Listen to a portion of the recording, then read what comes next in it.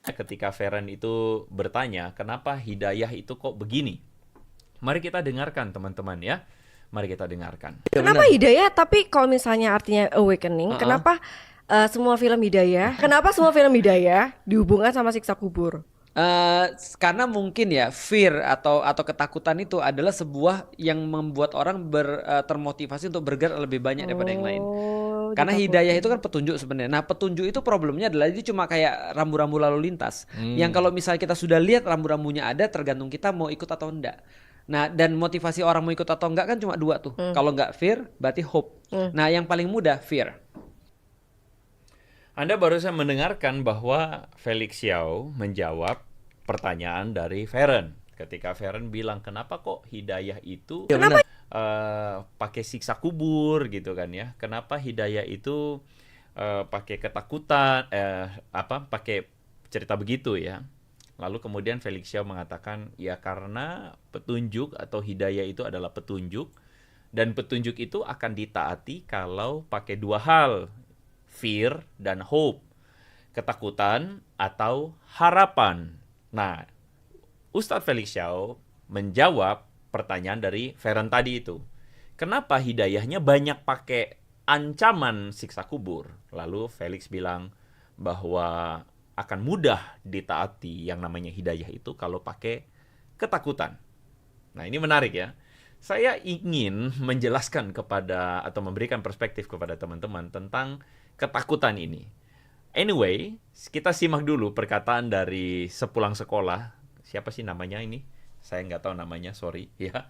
Ketika dia komentar begini. Karena kalau sinetron hidayah isinya hope, yang nonton dikit. Apaan nih cuma iya, nggak ada yang masuk molen nih. Iya.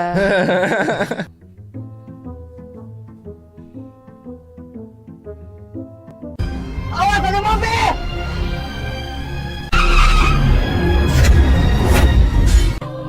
Innalillahi wa inna ilaihi raji'un. Pak Ustadz, nggak ada jenazah Pak Ustadz. Astagfirullahaladzim, lihat itu. Astagfirullahaladzim. Astagfirullahaladzim, tolong hati Pak. Astagfirullahaladzim. Ya Allah, ya ampun. Pak, tolong dituang Pak. Astagfirullahaladzim, ya Allah.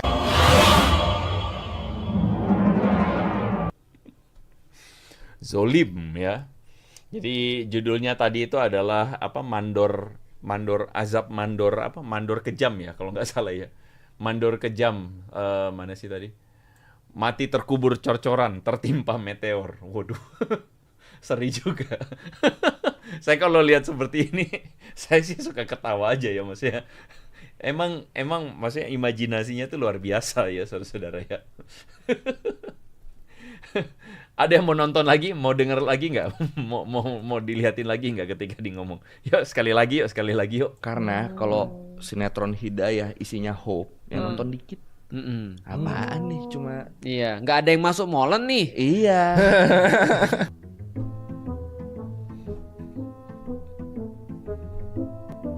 Awas ada mobil!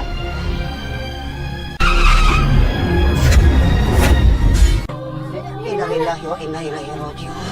Pak Ustadz, nggak ada jenazah Pak Ustadz. Astagfirullahaladzim, lihat itu. Astagfirullahaladzim. Astagfirullahaladzim, tolong hati Pak.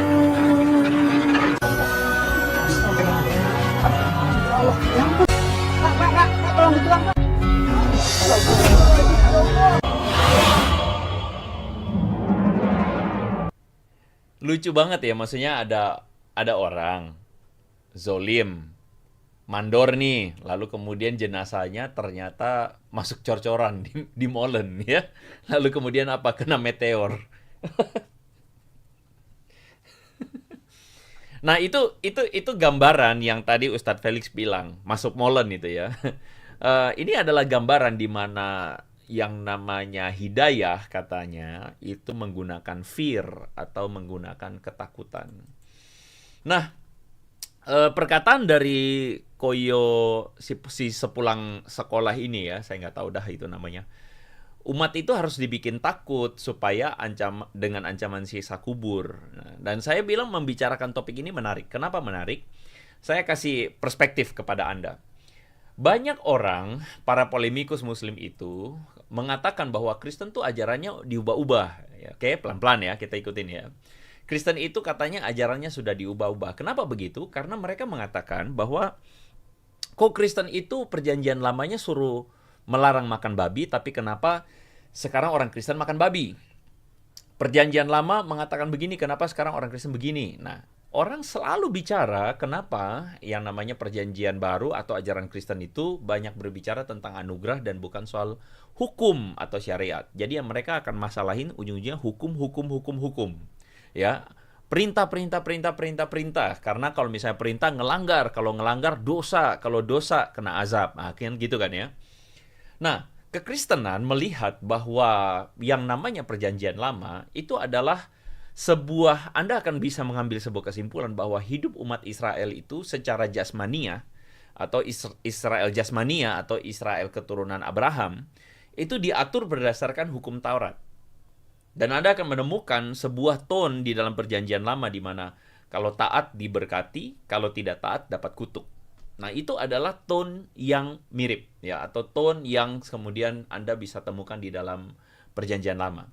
Tetapi dalam perjanjian baru Anda akan menemukan bahwa kekristenan itu keluar dengan perspektif bahwa hidup umat Israel rohania, umat Israel rohani itu maksudnya seperti yang Paulus katakan pohon zaitun yang dicangkokkan, yaitu kita itu umat Israel tapi secara rohani, itu diubahkan karena anugerah.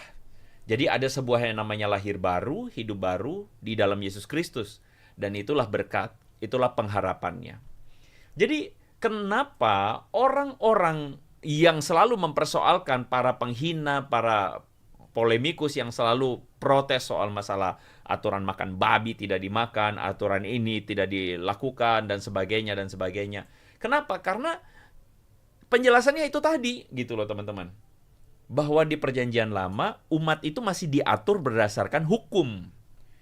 Tetapi perjanjian baru, umat itu mengalami kedewasaan rohani karena menemukan anugerah Yesus Kristus. Saya kasih contoh. Anda bisa tidak membedakan antara mentalitas seorang yang dewasa dengan mentalitas bocil. Kalau bocil itu mesti diancam dulu, dikasih hukuman dulu, dimarahin dulu, baru kemudian taat, betul nggak? Jadi anak kecil itu harus dimarahin dulu, dikasih hukuman dulu, baru dia mau misalnya belajar. Jadi kita melihat contohnya banyak anak kecil itu belajar karena takut dihukum. Belajar karena takut dapat nilai 0. Belajar karena takut dapat nilai jelek. Belajar karena takut. Jadi ketakutan, fear, nah itu. Sedangkan seorang anak yang sudah dewasa atau punya mental dewasa, dia belajar karena apa? Dia belajar karena dia ngerti kenapa dia mesti belajar. Karena dia mengalami pembaharuan, ada perubahan mentalitas. Itu namanya mental seorang yang sudah dewasa. Nah, Anda bisa lihat nggak perbedaan yang clear ini, teman-teman ya? Perbedaan yang clear antara mental yang dewasa dengan mental yang bocil. Dan banyak orang berpikir agama itu seperti ini. Mesti disuruh dulu, diperintahin dulu, dikasih hukuman dulu, dan sebagainya. Paham ya teman-teman ya? Makanya selama ini apa yang tidak dimengerti oleh para pengejek dan penghujat Kristen?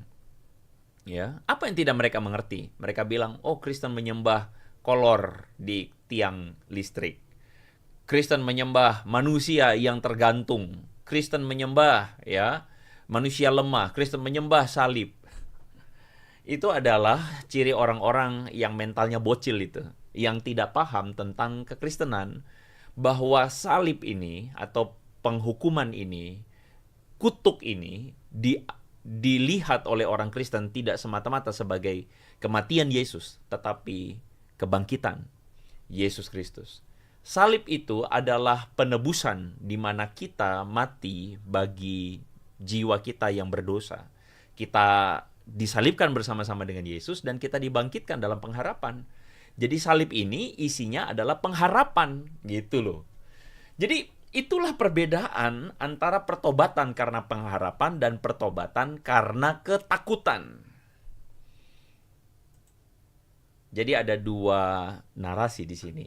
Yang pertama adalah hidayah yang disodorkan kepada Anda karena ketakutan dan narasi sebuah hidup baru, pertobatan, karena orang-orang yang memahami pengharapan di dalam salib itu akhirnya mengalami pertobatan. Menurut kalian akan pilih yang mana? Saya tidak akan memberikan bilang, oh ini yang benar. Tidak perlu. Kalian pilih sendiri. Teman-teman, coba pikir sendiri. Anda akan memilih yang mana? Narasi ketakutan itu atau narasi pengharapan itu? Narasi fear atau narasi hope?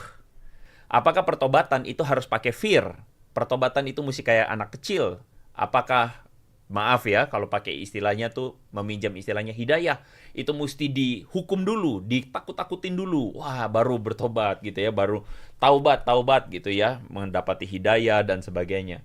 Apakah mesti begitu caranya? Atau melalui apa yang kekristenan tawarkan di dalam salib itu ada pengharapan yang mengubahkan. Ngomong-ngomong teman-teman, ingat gak bahwa Don Ditan itu salah satu argumennya dia tuh begini, kasih itu nggak bisa diterapkan. Coba kamu nyolong ya. Kalau ada orang nyolong, terus kemudian kita bilang, ya udah ampuni aja. Wah, negara kacau. Kenapa? Karena semua akan nyolong. Itulah cara orang yang memahami kekristenan hanya sebatas tindakan, perbuatan, do and don't. Akhirnya apa yang dia pahami? Oh, kekristenan nggak bisa dilakukan. Kenapa? Karena mengampuni pasti orang akan berbuat jahat lagi. Nah, itu adalah cara paham, cara bocil tuh. Bocil itu ya, kalau misalnya ya udah kamu itu jadi anak yang baik, lalu kemudian orang tuanya kemudian kasih taruh makanan permen di atas meja gitu ya, terus kemudian dia lihat oh dia bisa makan, ya udah dia makan sebanyak-banyaknya. Itu cara pikir bocil tuh begitu.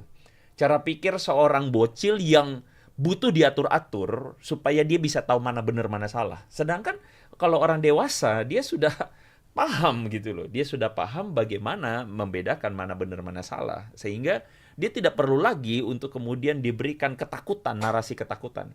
Tapi dia harus pakai narasi pengharapan. Ya silakan Anda pilih saja gitu ya.